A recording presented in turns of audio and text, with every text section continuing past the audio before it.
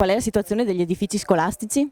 Ma che noi stiamo investendo, la verità è che ci vorrebbe un piano, una sorta di piano Marshall a livello nazionale che mette in sicurezza tutte le scuole. In questo momento non abbiamo bisogno di modelli unici, magari che sono una scuola modello per regione, per carità è giusto guardare al futuro, però è anche vero che ci sono migliaia di bambini in tutta Italia che entrano in scuole che molto spesso non sono a norma rispetto a tutto quello che è il tema sismico.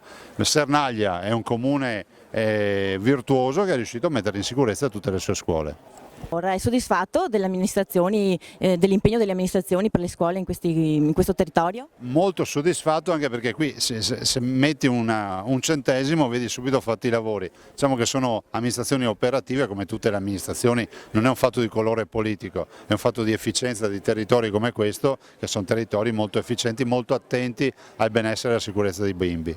Sindaco di Sernaglia, Sonia Fregolent, i lavori alle scuole erano necessari? I lavori erano necessari, questa parte di scuola che abbiamo realizzato nuova è stata completamente rifatta, era interdetta dal 2010, quindi avevamo spostato gli alunni e avevamo nei laboratori della scuola media e nella mensa e avevamo poi noleggiato dei container per la mensa e quindi gli spazi erano contingentati e c'era necessità di questo intervento. Siete soddisfatti del risultato dei lavori? Io molto, spero che lo siano anche i bambini, gli insegnanti e i genitori perché secondo me è un bel intervento. Ora possiamo dire che tutti gli edifici scolastici di Sernaglia sono a norma?